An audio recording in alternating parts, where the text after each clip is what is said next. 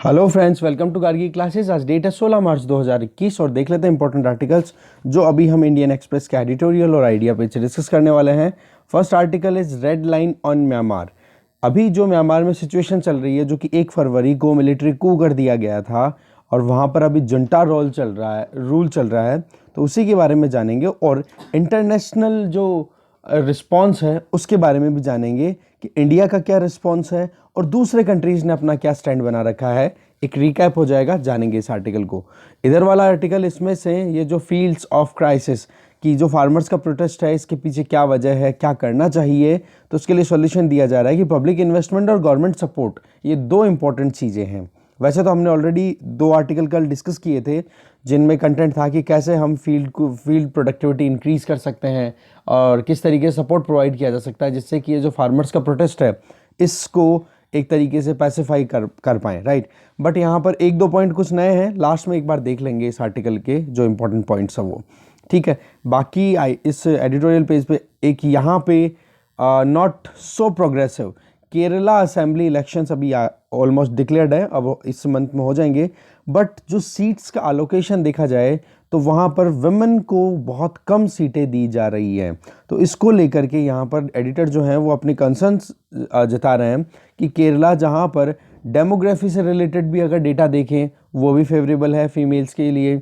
दूसरी अगर बात की जाए कि और भी जो ह्यूमन डेवलपमेंट इंडेक्सेस हैं, केरला टॉप में आता है, उसके बावजूद वहाँ पर जो रिप्रेजेंटेशन है उसमें कहीं ना कहीं ये जो मेल डोमिनेंस है वो लगातार बनी रह रही है। पर हाँ, एक चीज़ ये भी है कि जो लोकल बॉडी इलेक्शंस होते हैं वहाँ पर जो सीट्स का अलोकेशन है वह, या फिर वहाँ पर जो वुमेन रिप्रेजेंटेशन है वो मेल से ज़्यादा है, 54% के लगभग है। तो बोला इस चीज़ को भी थोड़ा बैलेंस करने की ज़रूरत है। डिस्कस नहीं करेंगे, कंटेंट जो था काम का हमने यही देख लिया। ये वाला आर्टिकल फ्यूल फॉर थॉट, इसमें बताया जा रहा है कि क्यों अभी गवर्नमेंट जो है वो ज़्यादा टैक्सेस को कम नहीं कर सकती है ऑयल पे, ठीक है। क्रूड ऑयल की बात करें या पेट्रोल डीजल फ्यूल की अगर बात करें, उसके बावजूद अभी भी गवर्नमेंट जो है वो कहीं ना कहीं इस चीज़ में मतलब लगातार प्राइस राइज हो भी रही है, तो ज़्यादा कट क्यों नहीं कर सकती? क्योंकि रेवेन्यू शॉर्टेज रहा है। आर्टिकल डिस्कस नहीं करेंगे, ये भी नहीं करेंगे, आगे चलते हैं। और नेक्स्ट आइडिया पेज पे अगर देखें, फर्स्ट आर्टिकल है that is Quad and strategic update. इसमें हम China versus USA, Quad versus BRICS, ये एक कंपैरिजन देखेंगे फॉर इंडिया। बहुत अच्छा आर्टिकल है, देखेंगे इसमें। डेमोग्राफिक डिस्ट्रेस, ये भी देखेंगे कि कैसे जो हिंदी बेल्ट के 2 स्टेट्स यूपी एंड बिहार, यहाँ पर पॉपुलेशन कंट्रोल अभी भी नहीं हो पा रहा है, जबकि सदर्न स्टेट्स ने 2010 में ही पॉपुलेशन स्टेबलाइज करने का पूरा एक डेटा या फिर अपनी तरफ से सिनेरियो क्लियर कर दिया था कि हमने जो टोटल फर्टिलिटी रेट है वो रिप्लेसमेंट रेट तक हमने अचीव कर ली है। तो दोनों में गैप क्यों है, वजह जानेंगे और अभी क्या करने की ज़रूरत है, सोल्यूशन जानेंगे। तो इस तरीके से दोनों आर्टिकल्स इंपॉर्टेंट हो गए और ये थर्ड आर्टिकल है वो हम डिस्कस नहीं करेंगे। अब देखते हैं इंपॉर्टेंट आर्टिकल्स को डिटेल में। फर्स्ट आर्टिकल है red line on Myanmar. Myanmar में जुंटा रूल अभी चल रहा है, मतलब वहाँ पर मिलिट्री रूल चल रहा है, जिसमें मतलब आप देखोगे फरवरी 1 को ये कू हुआ था और उसका रिजल्ट क्या हुआ है, अभी कल का दिन ऐसा गया है जहाँ पर मिलिट्री ने 39 लोगों को मार दिया। अब pro democratic country, pro democracy जो भी है वहाँ पर, वो तो यही चाहता है ना कि जल्दी से जल्दी रीस्टोर हो जाए वहाँ पे डेमोक्रेटिक जो प्रिंसिपल्स हैं उन पे बेस्ड गवर्नमेंट। बट वही बात है, अब की बार क्या इलेक्शन हुए अभी, और इन इलेक्शंस में आंग सान सू की, ठीक है, जो कि नेशनल लीग फॉर डेमोक्रेसी, इस पार्टी की एनएलडी की लीडर, और उनकी पार्टी को शानदार विक्ट्री मिली। तो इसके चलते मिलिट्री को कहीं ना कहीं अनकंफर्टेबल होने लग गया कि यहाँ तो पूरी डेमोक्रेसी आ जाएगी, तो बोला हमारा से कम हो जाएगा। ऐसे चलते उन्होंने 1 फरवरी को कू कर दिया। तो ये कहीं ना कहीं बहुत ही ज़्यादा डिस्ट्रेसिंग है। और म्यांमार में ऐसा ही सिनेरियो 2-3 दशकों पहले 1990s के टाइम पे भी हुआ था। उस टाइम पर भी आंग सान सू की को एक तरीके से अंडर अरेस्ट रखा गया था, अंडर हाउस अरेस्ट, मतलब बाहर निकलने का मौका ही नहीं दिया गया था। सेम चीज़ अभी रिपीट हो रही है, वो भी कब, जब 2008 के लगभग रीस्टोर हुआ था म्यांमार में थोड़ा सिस्टम, और उसके बाद में फिर से ये 2021 में इस तरीके से कू हो जाना, ये बहुत ही ज़्यादा दुखद है। और वो भी तब जब हम 21st सेंचुरी में आ चुके हैं। तो देखो, सबसे मेन बात जो थी ना कि डेमोक्रेसी क्यों लाना चाहते हैं लोग, कि पीसफुल एनवायरनमेंट बना रहे। इससे क्या होगा, एक कंट्री ग्रो कर सकता है और ज़्यादा से ज़्यादा अपने लोगों की वेलफेयर इंश्योर कर सकता है। साथ में म्यांमार कॉन्स्टिट्यूशन की अगर बात की जाए तो वो एक हाइब्रिड टाइप कॉन्स्टिट्यूशन है। मतलब वहाँ पर जो सिविल गवर्नमेंट है उसके साथ में मिलिट्री को भी रिप्रेजेंटेशन है, लगभग 25% रिजर्वेशन है मिलिट्री के लिए वहाँ की पार्लियामेंट में सीट्स के बेसिस पे अगर देखें तो इतना होने के बावजूद ये मिलिट्री अपने हिसाब से मतलब अपनी डोमिनेंस ही क्रिएट करना चाहती हैं। अभी तक लगभग जो ये जब से जुंटा रूल आया है वहाँ पे तब से अब तक 100 से ज़्यादा लोगों की जान जा चुकी है। सूची जो है वो अभी भी अंडर डिटेंशन है और इसके अलावा जो एनएलडी है उसके जो अदर लीडर्स हैं उन पर करप्शन चार्जेस लगा करके मिलिट्री ने उनको जेल में डाल रखा है। तो कहने का मतलब ये हो गया कि कैसे भी करके जो डेमोक्रेसी के प्रिंसिपल्स हैं उनको दबाने की कोशिश की जा रही है। साथ में क्रैकडाउन मतलब मीडिया को भी दबाने की कोशिश की जा रही है। लगभग 10 जर्नलिस्ट हैं, ये डेटा है वहाँ का बेसिकली। बट पॉइंट यहाँ पे जो आ रहा है कि ये जो कू है ना ये पूरी दुनिया के लिए एक सरप्राइज से कम नहीं था।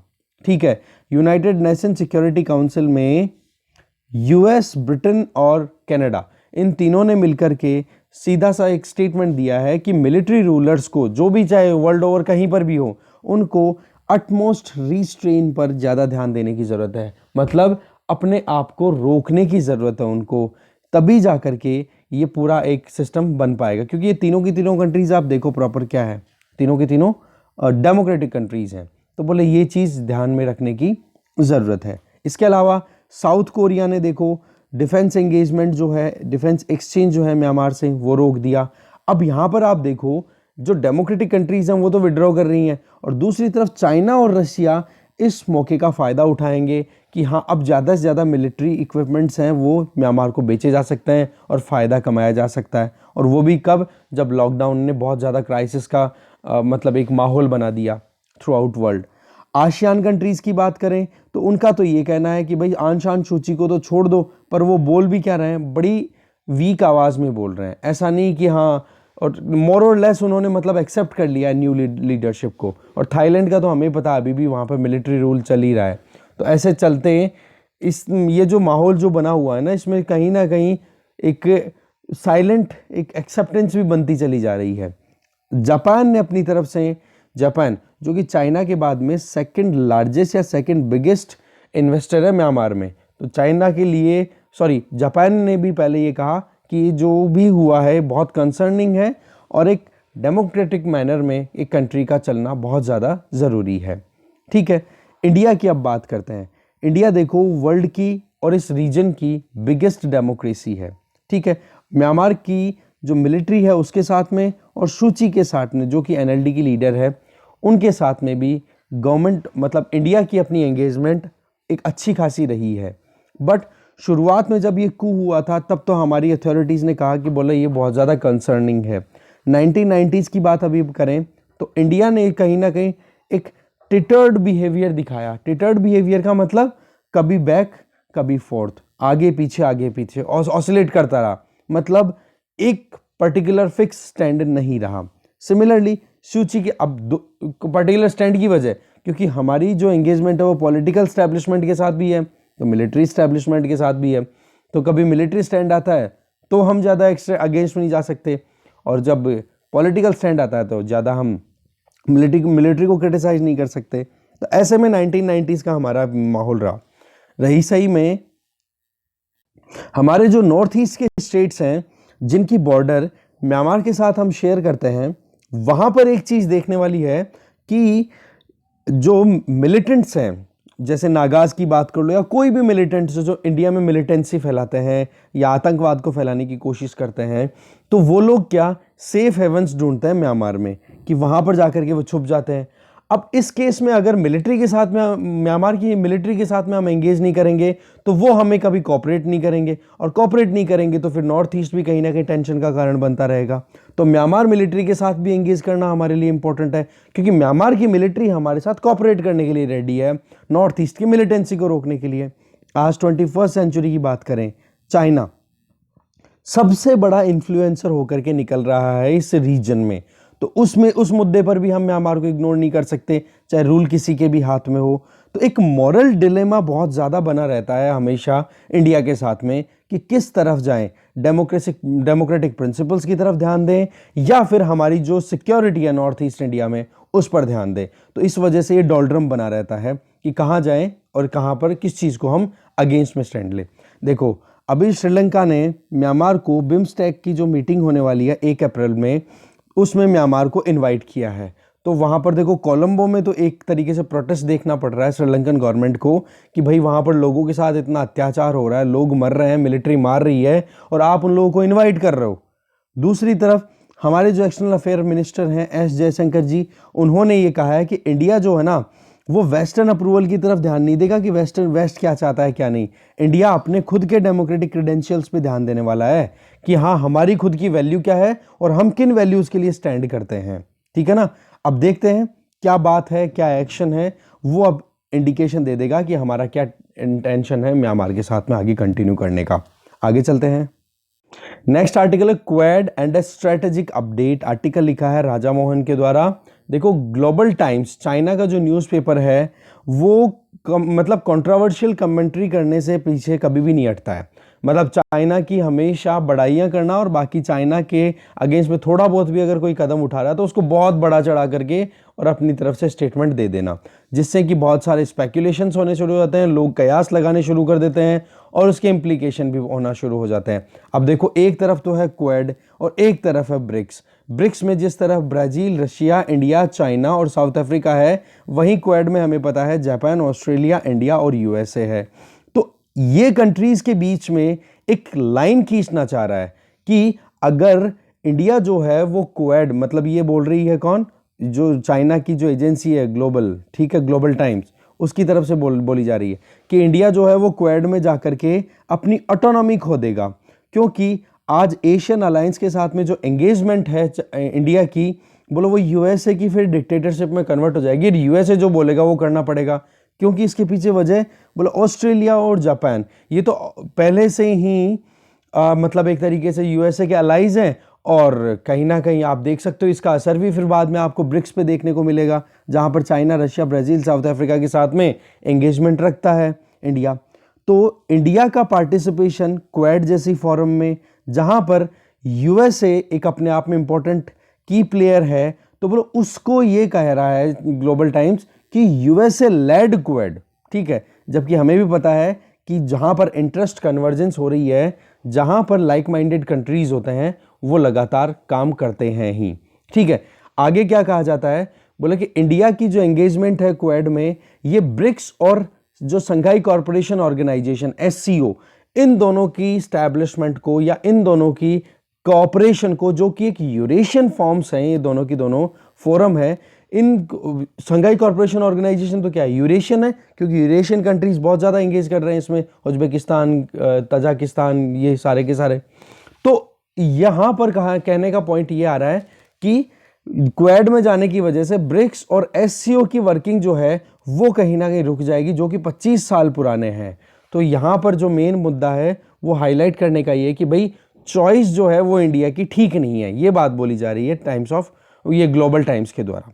ठीक है, अब देखो इंडिया का जो ऑसिलेशन है ब्रिक्स और क्वेड के बीच में इन सालों के अंदर, तो इसमें एक स्ट्रेटेजिक कंफ्यूजन को हाईलाइट करने की कोशिश की जा रही है इस मीडिया के द्वारा। बट स्ट्रेटेजिक कंफ्यूजन नहीं है, ये स्ट्रेटेजिक क्लैरिटी है, और क्लैरिटी के पीछे यहाँ पर हम डिस्कस करेंगे बहुत सारे पॉइंट्स हैं कि क्यों ये इंडिया अपनी तरफ से अपने जो इश्यूज हैं उनको ध्यान में रख करके। देखो कोई ज़माना था जब यूएसए अपनी हेजेमनी स्टैब्लिश करना चाह रहा था कोल्ड वॉर के बाद में, उस टाइम पर हमें ऑटोनॉमी की ज़रूरत थी तो हम चाइना के साथ में थे, बट चाइना ने फिर अपने आप को एक दादागिरी के तौर पर, एक बॉस के तौर पर असर्ट करना शुरू कर दिया।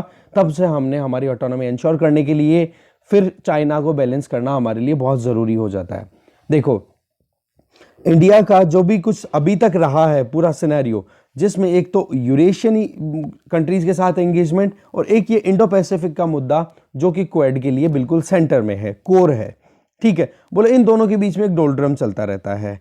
ब्रिक्स कंट्रीज की अगर बात करें, ब्रिक्स कंट्रीज में एक दूसरे को मतलब कोऑपरेट करने का था, जिसमें इंडिया को फायदा किस चीज़ पे मिला, एक तो टेररिज्म को कंट्रोल कराने में, साथ में जो एक रीजनल कॉपरेशन होना चाहिए इनर एशिया के साथ में, सेंट्रल एशिया के साथ में, वो भी कहीं ना कहीं इंश्योर हो पाया है।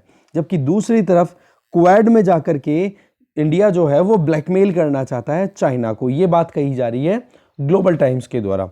साथ में ग्लोबल टाइम्स ने अपनी तरफ से एक वार्निंग भी दी है दिल्ली को कि अगर वो वॉशिंगटन के साथ में एंगेज करता है, दिल्ली अगर वॉशिंगटन के साथ में कंटिन्यूस एंगेजमेंट रखता है और तो उसकी जो स्ट्रेटेजिक ऑटोनॉमी है, दैट मीन्स इंटरनेशनल रिलेशन को बनाने की जो खुद की इच्छा है, खुद के हिसाब से रिलेशनशिप स्टैब्लिश करने का तरीका है, बोलो वो खो देगा। और साथ में जो अमेरिका है वो इंडिया को एक कुल्हाड़ी की तरह यूज़ करेगा अपने खुद के इंटरेस्ट को फुलफिल कराने के लिए। तो ये चीज़ यहाँ पर मतलब एक तरीके से वही कंट्रोवर्शियल स्टेटमेंट है, एक तरीके से वो चीज़ बोल दी।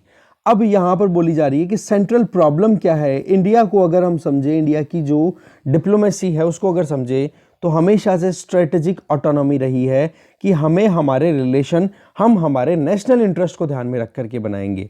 तो देखो 1990s जब कोल्ड वॉर खत्म हुआ ही था, यूएसएसआर का डिसइंटीग्रेशन हो गया था सोवियत यूनियन का, तो अमेरिका जो था वो एक सोल पावर की तरह इमर्ज हुआ था। तो एक चीज यहां पर क्लियर क्या थी कि हम अमेरिका के एक तरीके से पिछलग्गू बनना बिल्कुल भी पसंद नहीं कर रहे थे। तो उस टाइम पर हमारा आइडिया क्या था कि कैसे भी करके हम अमेरिका के ऊपर पूरा डिपेंडेंट ना हो और अमेरिका जो है वो अपनी दादागिरी हमारे ऊपर ना चलाए। तो उसके लिए क्या ऑप्शन आया, बेस्ट ऑप्शन निकल के आया था ब्रिक्स, और उसी को फिर इंडिया ने ज्वाइन किया। आज आप देखोगे 1993-97 के बीच में जब प्रेसिडेंट थे यूएसए के बिल क्लिंटन, उन्होंने जम्मू कश्मीर मुद्दे को इतनी बार हाईलाइट किया कि वो इतना डेस्परेट थे कि भारत और पाकिस्तान के बीच में जम्मू एंड कश्मीर को सेटल करने के लिए बहुत ज़्यादा मतलब मेहनतें की उन्होंने। और ये कहा कि बोला वर्ल्ड में अगर सबसे बड़ा न्यूक्लियर हॉटस्पॉट कोई जगह है ना, तो बोलो वो कश्मीर है। यहां तक स्टेटमेंट थे उस टाइम पर यूएसए की गवर्नमेंट के द्वारा। बट उस टाइम के बाद में अगर धीरे धीरे देखा जाए तो पिछले 3 दशकों की अगर बात करें, क्लिंटन के बाद में जैसे जॉर्ज डब्ल्यू बुश आए, फिर वहां के प्रेसिडेंट, फिर बराक ओबामा, फिर डोनाल्ड ट्रंप, और अभी जो चल रहे हैं जो बाइडेन, इन्होंने कश्मीर मुद्दे पर मीडिएशन की बिल्कुल बात ही नहीं की, इन्होंने इग्नोर कर दिया। बोले कि और दूसरा न्यूक्लियर डिस्प्यूट जो भी था इंडिया के साथ में, उसको भी रिजॉल्व करने की कोशिश की और रिजॉल्व हुआ भी। और आज आप देखो इकोनॉमिक और पॉलिटिकल कोऑपरेशन इंडिया के बीच में और यूएस और इंडिया के बीच में किस हाइट तक जा रहे हैं, वो आज हम पढ़ भी रहे हैं, जिसकी वजह से आज क्वाड जैसे जो बहुत इंपॉर्टेंट स्टैब्लिशमेंट है वो आज फंक्शन में आ चुके हैं। और आज जो इंडिया के लिए पहले जो 1990s के टाइम पे इंडिया के लिए थ्रेट यूएसए था, तो आज चाइना जो है वो इंडिया के लिए बिगेस्ट चैलेंज बन के आ गया है। तो इस वजह से ही यूएसए के साथ में आज हमारा अलायंस होना या यूएसए के साथ में आज हमारे टाइज होना, क्योंकि इंटरेस्ट जब मैच होते हैं, देखो इंटरनेशनल रिलेशन आप भी देखा करो ना, फैमिलीज में किस तरीके से रिलेशन चेंज होते रहते हैं, कौन दोस्त है कभी दुश्मन बन जाता है, कभी फिर बाद में दोस्त बन जाता है। तो सिनेरियो आदमी अपने खुद के हिसाब से सोचता है, तो एग्जैक्टली इंडिया भी वही चीज़ कर रहा है। ठीक है, तो यहाँ पर क्यों हम यूएसए को प्रेफर कर रहे हैं आज, उसके लिए हमें कुछ चीज़ों को समझने की ज़रूरत है। नंबर 1, चाइना की जो मिलिट्री पावर है लगातार बढ़ती चली जा रही है, और असर्शन देखो चारों तरफ, साउथ चाइना सी, ईस्ट चाइना सी, ईस्टर्न लद्दाख, हर जगह पे बाउंड्री को लेकर के कंटेस्टेशन चल रहा है, हर जगह पे डिस्प्यूट चल रहा है। पीस और ट्रैंक्विलिटी मतलब शांति से जो बॉर्डर थी, एलएसी थी, उस पर सब कुछ ठीक चल रहा था, फिर भी चाइना ने अपनी तरफ से उस शांति को तोड़ दिया।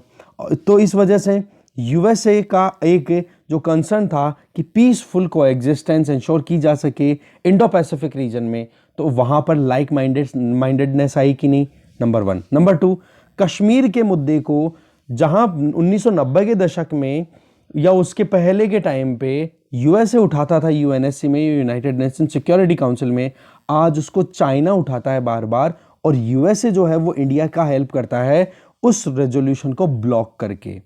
तीसरा मुद्दा, क्रॉस बॉर्डर टेररिज्म में आज यूएसए पाकिस्तान पे लगातार दबाव बनाए हुए हैं कि भाई तू तेरा ये जो तेरी सॉइल के ऊपर जो टेररिज्म पनप रहा है ना, इसको रोक, जबकि चाइना है वो रावलपिंडी को प्रोटेक्ट करता है। चौथा पॉइंट, यूएसए ने इंडिया की तरफ से हमेशा एक तरफदारी की है कि इंडिया एक ग्लोबल न्यूक्लियर पावर है और इसको जल्दी से जल्दी न्यूक्लियर सप्लायर्स ग्रुप में ज्वाइनिंग दे देनी चाहिए, जबकि जो दिल्ली की मेंबरशिप है उसको ब्लॉक कौन कर रहा है? बीजिंग।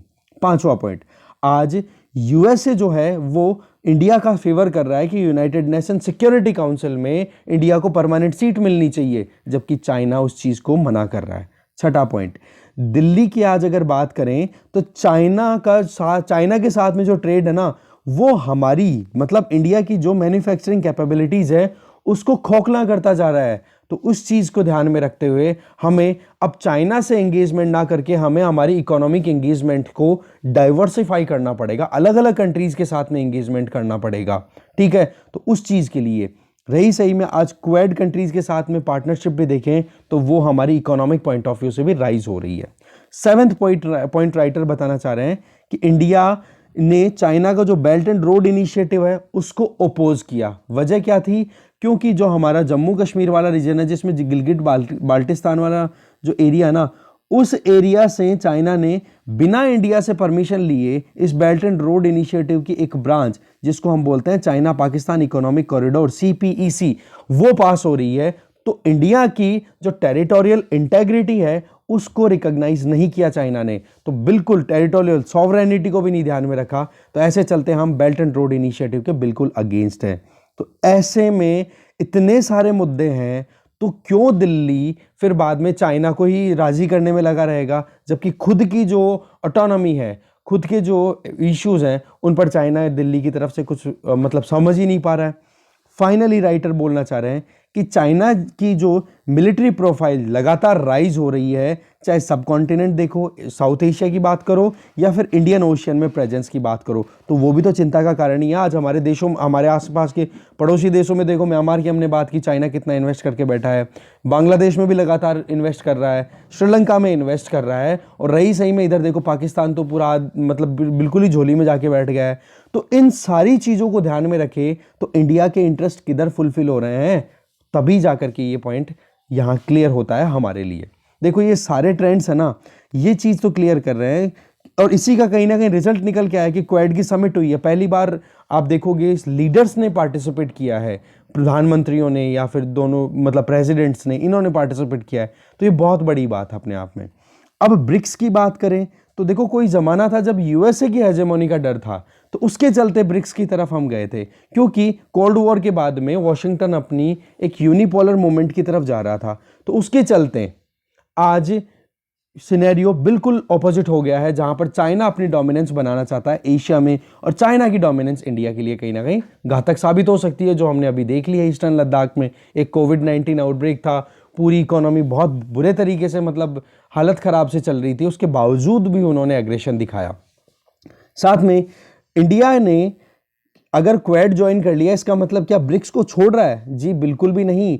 इंडिया जो है वो ब्रिक्स का मेंबर कंटिन्यू रहेगा, क्योंकि एक यही तो प्लेटफॉर्म है जहां पर बीजिंग और दिल्ली जो हैं वो एक कोऑपरेटिव मैनर में, या आप कह सकते हो कि कहीं ना कहीं कंसल्टेशन कम्युनिकेशन चैनल तो है, कुछ बातचीत करने का कोई जरिया तो है, क्योंकि बातचीत अगर कट ऑफ हो जाती है तो फिर सारा ही गड़बड़ हो जाता है, राइट। तो उस चीज़ को चलते हैं यहाँ पर communication channel establishment point of view से ब्रिक्स जो है वो एक इंपॉर्टेंट पॉइंट है, जिसमें रशिया, ब्राज़ील और साउथ अफ्रीका जो अदर मेंबर्स हैं उनके साथ में भी कंटिन्यूस एंगेजमेंट है। इसके अलावा जो SCO है, जो शंघाई कॉरपोरेशन ऑर्गेनाइजेशन SCO, उसमें भी चाइना, इंडिया, इवन पाकिस्तान भी मेंबर है। इसकी तो मीटिंग लगातार होती रहती है। देखो ब्रिक्स जो है वो एक प्रोडक्टिव फॉरम की बात करें तो प्रोडक्टिविटी वाइज बहुत ज़्यादा प्रोडक्टिव है, ठीक है। न्यू डेवलपमेंट बैंक की तरफ से हम फंड भी उठाते हैं, वहाँ पर हमारा कंट्रीब्यूशन भी है, ठीक है, बहुत सारी चीज़ें हैं। तो दिल्ली और बीजिंग के लिए बहुत कुछ मतलब बहुत सारे डायमेंशन है, एक थोड़े ना है, मिलिट्री है, इकोनॉमी है, स्ट्रेटेजी है, सारा ही आ गया। तो उनमें अलग अलग इंटरेस्ट को ध्यान में रख करके हमें क्वेड और ब्रिक्स के हिसाब से हमें आगे चलने की ज़रूरत है। लास्ट में राइटर बोलना चाह रहे हैं कि देखो बहुत सारे ऑब्जर्वर्स की अगर बात करें तो क्वेड की तरफ से देखें तो अब की बार पहली बार एक जॉइंट स्टेटमेंट डिक्लेयर हुआ है। अभी तक तो क्या था, यूएसए के प्रेसिडेंट ने अलग स्टेटमेंट दे दिया, इंडिया के प्राइम मिनिस्टर ने अलग, सब अलग अलग स्टेटमेंट देते थे, और अब की बार ये जो 12 मार्च को जो मीटिंग हुई है इसमें एक जॉइंट स्टेटमेंट आया है। जो कि अपने आप में सिग्निफिकेंस शो करता है कि क्वेड रियल में अब आ चुका है अपने एक्शन में, राइट। तो बेसिकली राइटर यही बोलना चाह रहे हैं, देखो कि चाइना और इंडिया के बीच में जो कॉन्ट्राडिक्शन है ना, उसका असर कहीं ना कहीं इनकी बातचीत में या फिर ब्रिक्स के स्टेटमेंट पर भी देखने को मिलता है। तो वही चीज़ है कि अभी जो रियलिटी है ना, हम उसको इग्नोर नहीं कर सकते। हमारी स्ट्रेटेजिक ऑटोनॉमी जो है वो हम हमारे हिसाब से सोचेंगे। जैसे हमने प्रीवियस आर्टिकल में देखा ना, क्या कहा जयशंकर जी ने कि भाई इंडिया को पता है कि हमारे लिए क्या डेमोक्रेसी है और क्या डेमोक्रेटिक वैल्यूज है, किसके लिए हम स्टैंड करते हैं, किसी वेस्टर्न अप्रूवल की जरूरत नहीं है। तो क्लियरिटी देखो, आप विजन देखो स्टैब्लिशमेंट का। ओके, आगे चलते हैं। नेक्स्ट आर्टिकल है the demographic distress, Shailja Chandra के द्वारा लिखा हुआ आर्टिकल है। देखो, नेशनल पॉपुलेशन पॉलिसी 2000 में आ गई थी और उसमें एक कुछ कमिटमेंट्स थे, जिनमें पहला तो ये था कि जो फर्टिलिटी रेट है, मतलब एक माँ अपनी रिप्रोडक्टिव एज, जिसको हम कंसिडर करते हैं कितनी, 19 to 45 ईयर्स की एज होती है इसमें, ठीक है। इस एज के ड्यूरिंग कितने बच्चे पैदा कर रही है, तो उसको बोलते हैं टोटल फर्टिलिटी रेट। बोला उसको हम रिप्लेसमेंट रेट तक लेके आएंगे, जो कि कितनी होती है 2.1। कहने का मतलब कि अगर माँ बाप हैं तो उनके बच्चे कितने होंगे, एवरेज थ्रू आउट इंडिया अगर निकालें तो वो 2.1 आना चाहिए। किसी के 3 भी हो सकते हैं, किसी के 1 भी हो सकता है, राइट। तो एवरेज 2.1 आना चाहिए इन शॉर्ट। 2010 आते आते ये टारगेट किया गया था, 2000 की जो नेशनल पॉपुलेशन पॉलिसी आई थी। 10 स्टेट्स की अगर बात करें, कर्नाटका, पंजाब, गुजरात, असम, तेलंगाना, आंध्र प्रदेश, वेस्ट बंगाल, महाराष्ट्र, तमिलनाडु और केरल, और इसके अलावा जम्मू एंड कश्मीर, इन्होंने तो देखो ये गोल अचीव किया, ठीक है। पर हाँ, वो बात ठीक है कि थोड़ा सा डिलेड हुआ, बट अचीवमेंट हो पाया। बट दूसरी तरफ अगर देखें तो ज्यादातर जो स्टेट्स हैं, वहां पर कौन से स्टेट्स, जो अपर मतलब आप कह सकते हो जो हिंटरलैंड वाला रीजन है या हिंदी बेल्ट जो रीजन है, यूपी और बिहार, वहां पर अभी भी ये अचीव होने से बहुत ज़्यादा दूर है। तमिलनाडु और जो केरल है, उन्होंने तो 1 दशक पहले ही ये टारगेट्स अचीव कर लिए थे टोटल फर्टिलिटी रेट को 2.1 तक लाने का, ठीक है। और साथ में ऐसी बात भी नहीं है कि वहां पर कोई प्रिविलेज सेक्शन था, विशेषाधिकार, मतलब पैसे वाले लोग थे, पढ़े लिखे लोग थे, केवल वहीं पे फर्टिलिटी रेट ये डिक्रीज हुआ है। नहीं नहीं, ये फर्टिलिटी रेट का जो 2.1 का स्टैंडर्ड है ना, ये प्रिविलेज्ड या पुअर या कोई एजुकेटेड हो या फिर लो कास्ट से हो, सब में ये चीज अचीव कर ली गई है। और ये बात बताई जा रही है नेशनल फैमिली हेल्थ सर्वे 4 के हिसाब से कि टोटल फर्टिलिटी रेट जो है वो इलिटरेट वुमेन जो है, वो चाहे किसी भी रिलीजन से बिलोंग करती हो, सदर्न स्टेट में, चाहे वो केरल हो, तेलंगाना हो, कोई भी हो, वहां पर टोटल फर्टिलिटी रेट, चाहे मुस्लिम्स हो, कोई भी हो, देखो कम्युनिटी भी बिलोंग नहीं करेगी, कहने का मतलब ओवरऑल उस स्टेट में टोटल फर्टिलिटी रेट जो है वो 2.1 तक अचीव कर ली गई है। तो ये चीज हमें शो करती है कि एजुकेशन या गरीबी ये डिसाइड नहीं करेगी कि आपका जो गवर्नमेंट ने जो प्लान किया है वो एग्जीक्यूट होगा या नहीं। तो क्वेश्चन आ जाता है कि भाई सदर्न स्टेट्स ने तो अचीव कर लिया पॉपुलेशन स्टेबलाइजेशन का जो टारगेट था, जबकि बिहार और यूपी जैसे जो स्टेट्स हैं वो अभी भी कहीं ना कहीं ड्रिफ्ट कर रहे हैं, अभी भी फेल हो रहे हैं। देखो, फर्टिलिटी रिडक्शन की बात करें सदर्न स्टेट्स ने, तो उनको ना तो लिटरेसी की भाई कौन एजुकेटेड है कौन अनएजुकेटेड है कोई फर्क नहीं पड़ा, एजुकेशन लेवल क्या है ये भी फर्क नहीं पड़ा, पैसे वाले हैं या गरीब हैं वो भी फर्क नहीं पड़ा। उसके बावजूद अगर उन्होंने पॉपुलेशन को स्टेबलाइज करने का टारगेट अचीव कर लिया, तो इसका मतलब लिटरेसी, एजुकेशन, डेवलपमेंट, ये 3 चीजें कम से कम प्री रिक्विजाइट तो नहीं है कि भाई ये पहले आएंगे तभी जाकर के पॉपुलेशन कंट्रोल होगी, ऐसा तो नहीं है ना। क्लियर है ये चीज। तो इसमें सबसे बड़ी बात क्या है कि ये कि सदर्न जो गवर्नमेंट थी ना, साउथ इंडियन स्टेट्स की जो गवर्नमेंट्स थी, उन्होंने अपनी रेजोल्यूशन को लगातार मेंटेन रखा। वो ये कि लोगों से अर्ज किया, रिक्वेस्ट किया कि भाई आप 2 बच्चों से ज़्यादा बच्चे पैदा मत करो। इसमें फीमेल स्टरलाइजेशन, जो औरतों की नसबंदी होती है, वो चीज़ें, इन चीज़ों पर भी लगातार प्रेशर लगाया गया। देखो, आज सारे स्टेट्स की अगर बात करें तो वहां पर या हमने देखे 10 स्टेट्स कौन से थे, मैक्सिमम साउथ सदर्न स्टेट्स ही थे, पर उन्हीं से हमें लर्न करने की जरूरत है। देखो डिफरेंस अगर देखें ना, प्रोग्रेसिव सदर्न स्टेट्स और स्लो पॉक सेंट्रल और नॉर्थ स्टेट, दैट मीन्स जो टारगेट था 2.1 टोटल फर्टिलिटी रेट अचीव करने का, वहां पर जो डिले स्टेट्स हैं वहां पर बहुत ही ज्यादा एक डाइवर्जन देखने को मिल रहा है, स्क्यूनेस देखने को मिल रही है, टिल्टनेस देखने को मिल रही है। यूपी बिहार की आज बात करो, इंडिया की टोटल पॉपुलेशन का 23% पॉपुलेशन तो यहाँ पर रिजाइड कर रही है। इसके अलावा अगर पॉपुलेशन और प्रोजेक्ट करें तो आने वाले टाइम में 12% तो पॉपुलेशन ग्रो करने वाली है यूपी की, और 20% पॉपुलेशन ग्रो करने वाली है बिहार की आने वाले 15 सालों के अंदर। तो टोटल फर्टिलिटी रेट की अगर बात करें तो यहां पर तो रिलीजन का मुद्दा भी आ रहा है, रिलीजियस इशू पर भी ध्यान दो तो वो भी कहीं ना कहीं बहुत ज़्यादा हाईलाइट हो रहा है। इसके अलावा जो आप क्या होगी कि फर्टिलिटी रेट ज़्यादा किस में है, वो मुस्लिम्स में ज़्यादा दिखाई दे रही है, जबकि सदर्न स्टेट्स में हमने देखा वो क्या था। इसके अलावा अगर हम देखें कि कैसे प्रिवेंट किया जा सकता है, और या फिर जो कॉन्ट्रासेप्शन के जो मेथड्स अवेलेबल हैं उनको यूज़ करने का तरीका देखें, तो वो भी कहीं ना कहीं आप अटेंशन में लाने की ज़रूरत है, क्योंकि इन चीज़ों के बारे में अवेयरनेस नहीं है। अवेयरनेस है भी तो कहीं ना कहीं लापरवाही है। तो यहाँ पर सरकार को असर्टिव मैनर में काम करने की ज़रूरत है। देखो, यूपी में दशकों की अगर बात करें तो एक डेडिकेटेड एजेंसी है जिसका नाम है SIFPS है, जिसका नाम है state innovation in family planning service agency. उन्होंने फैमिली प्लानिंग के लिए एक एजेंसी तक स्टैब्लिश कर रखी है कि कैसे भी करके अब हमें पॉपुलेशन को स्टेबलाइज करना है। साथ में आज आप देखोगे इसकी जो वेबसाइट है उस वेबसाइट पर प्रॉपर डेटा मेंटेन नहीं किया जाता है, जबकि कोविड-19 से रिलेटेड जो लेटेस्ट डेटा अवेलेबल था वो तक, तो कहने का मतलब टेक्नोलॉजी यूज करनी है पर करने का तरीका या फिर एफिशिएंट मैनर में नहीं करते हैं, तो भाई आप कैसे आउटकम अचीव कर पाओगे। तो सबसे बड़ी बात तो क्या है, ये टेक्निकल डिफिकल्टीज हैं, कम्युनिकेशन में जो डिफिकल्टीज हैं उनको प्रायोरिटी देने की ज़रूरत है। यहाँ पर जो फैमिली प्लानिंग है, पॉपुलेशन स्टेबलाइजेशन है, उसको प्रायोरिटी में लाने की ज़रूरत है।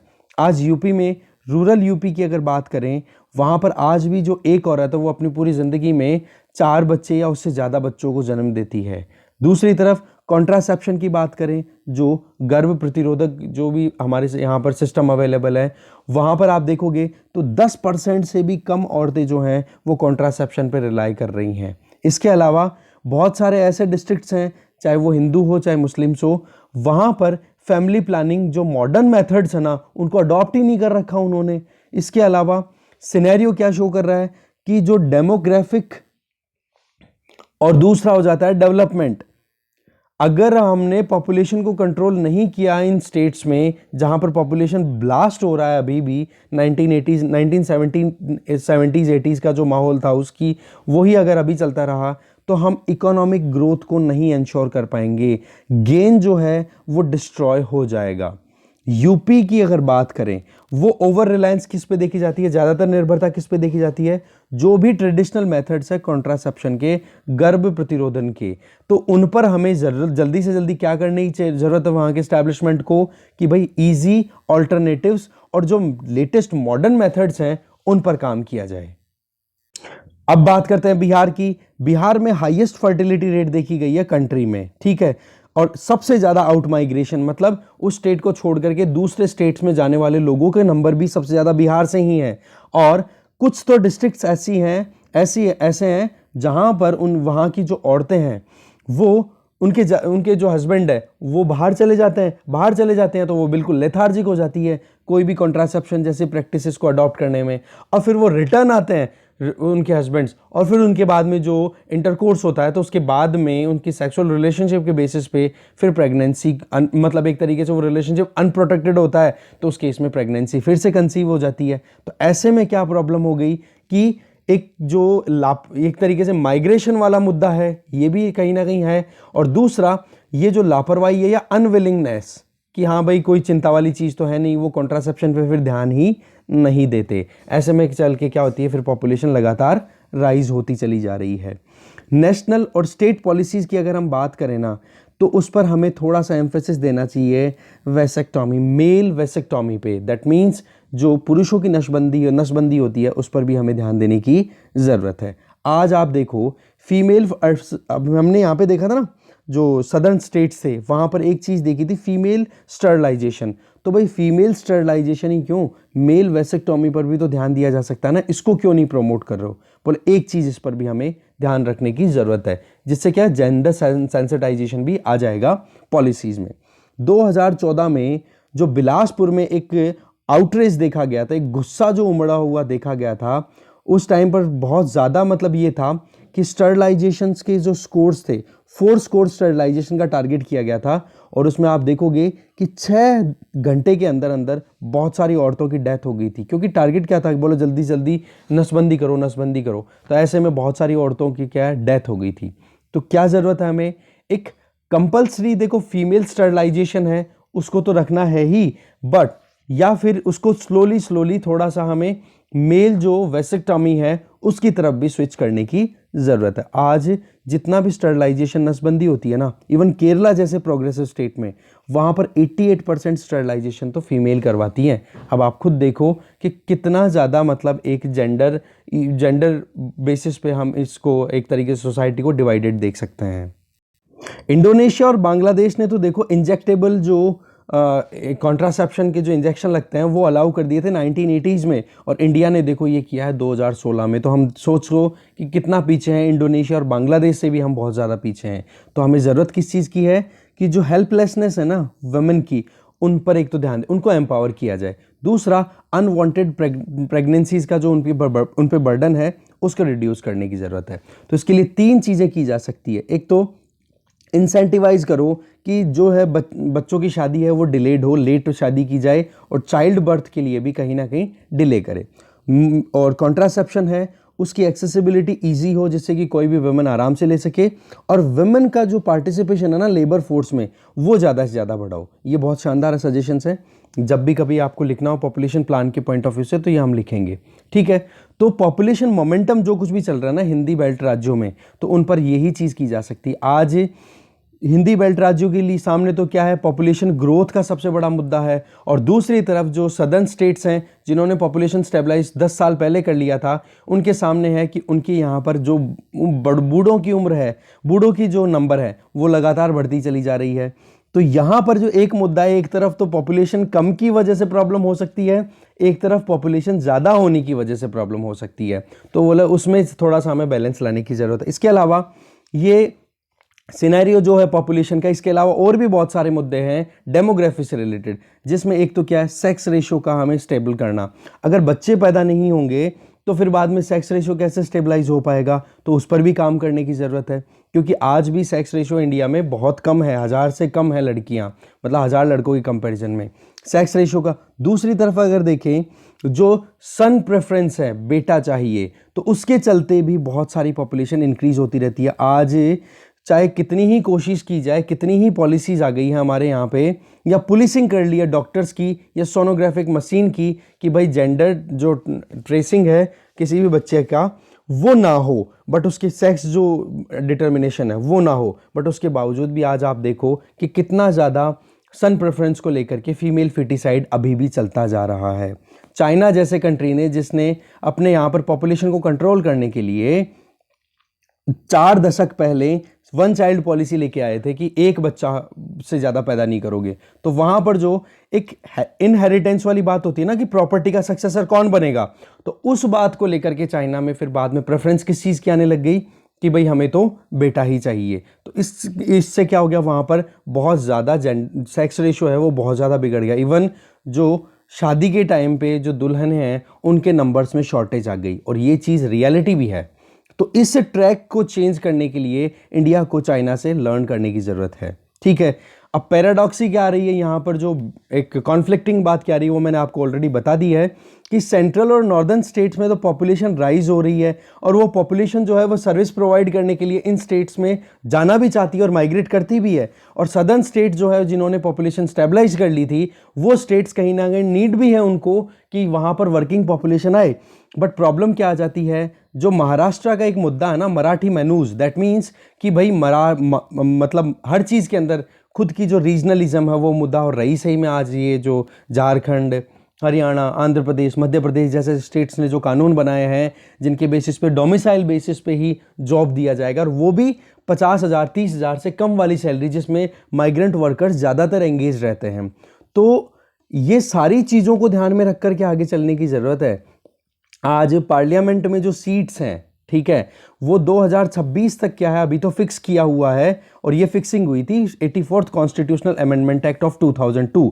बट अभी जो है वो 2026, लगभग 5 साल बचे हैं, बट इससे रिलेटेड अभी कोई अमेंडमेंट पे कोई बातचीत चल नहीं रही है। और अगर ये अमेंडमेंट नहीं हुआ तो पॉपुलेशन को स्टेबलाइज करने के लिए ही तो ये सीटों को फिक्स किया था कि भाई पॉपुलेशन अगर आप बढ़ाओ या घटाओ वो आपके ऊपर है, पॉपुलेशन के बेसिस पे हम सीट्स को अब इंक्रीज नहीं करेंगे। इससे क्या हो जाएगा कि जहां पर पॉपुलेशन राइज होती है ना जिन स्टेट्स में, उन स्टेट्स को या उन डिस्ट्रिक्ट्स को या उन कॉन्स्टिट्यूएंसीज के जो लीडर्स हैं उन पे एक मॉरल प्रेशर बनना शुरू होता है कि भाई हम यहाँ पे विकास भी नहीं कर पा रहे हैं और यहाँ पर लगातार पॉपुलेशन राइज हो रहा है, तो इसको कंट्रोल करने की ज़रूरत है।